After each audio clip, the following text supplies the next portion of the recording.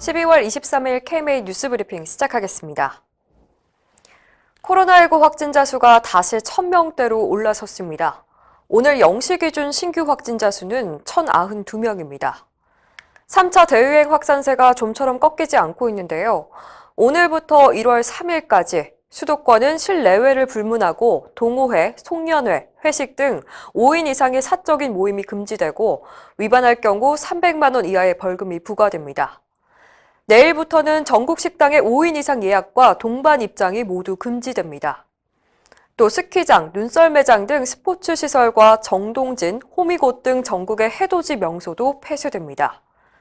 종교시설도 거리두기 2.5단계를 적용해서 비대면을 원칙으로 하고 리조트와 호텔과 같은 숙박시설 예약은 객실의 50% 이내로 제한됩니다. 의사국시 문제에 대해서 정부가 전향적인 움직임을 보이고 있다는 소식을 어제 전해드렸는데요. 국민 인식에도 변화가 생긴 것으로 드러났습니다.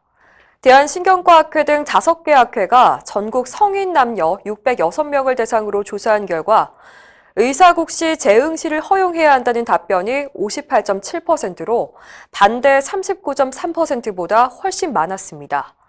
반대가 더 많았던 지난 11월과 달라진 양상입니다.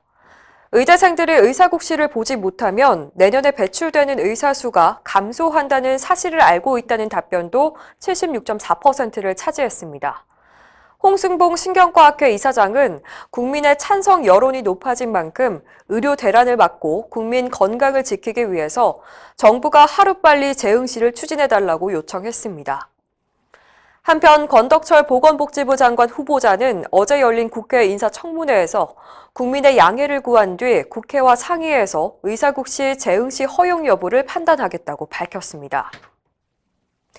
권덕철 후보자 인사청문회 얘기를 좀 더 해보죠. 코로나19 사태와 관련해서 권 후보자는 확산 저지를 위해서 모든 역량과 행정력을 집중하겠다고 밝혔습니다. 또 현장에서 고군분투하고 있는 의료진의 노고를 잊지 않고 있으며 지원을 아끼지 않겠다고 말했습니다. 특히 의료진의 번아웃에 대한 심각성을 알고 있다면서 충분한 위험수당 보상과 휴식 보장 등으로 참여 동기가 꺾이지 않게 하겠다고 강조했습니다. 의료계와 큰 갈등을 빚었던 공공의대 신설과 의대 정원 확대 문제에 대해서는 의정 합의에 따라서 코로나19가 안정화된 이후 의정 협의체를 통해서 논의하겠다고 답했습니다. 이날 청문회에선 K방역이 성공적이라는 권 후보자 발언에 대해서 야당 의원들은 장관이 되기 전부터 정치적이라며 질타하기도 했습니다. 모든 역량을 집중해서 내년 2월부터는 백신을 접종해야 한다는 조언이 나왔습니다. 한국건강학회는 성명을 통해서 대통령이 지금이라도 내년 2월부터 6월까지 전 국민 백신 접종을 마무리하겠다는 선언을 하라고 요청했습니다.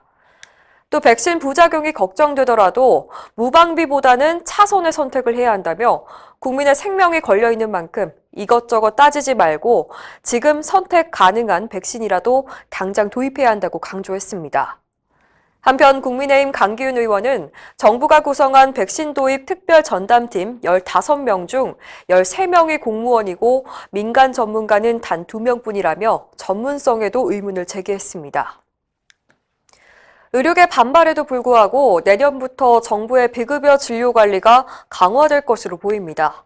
보건복지부가 마련한 지침에 따르면 의료기관은 615개에 달하는 비급여 항목을 환자에게 의무적으로 설명해야 하고 비급여 진료비용 공개 대상이 현행 병원급에서 의원급까지 확대됩니다.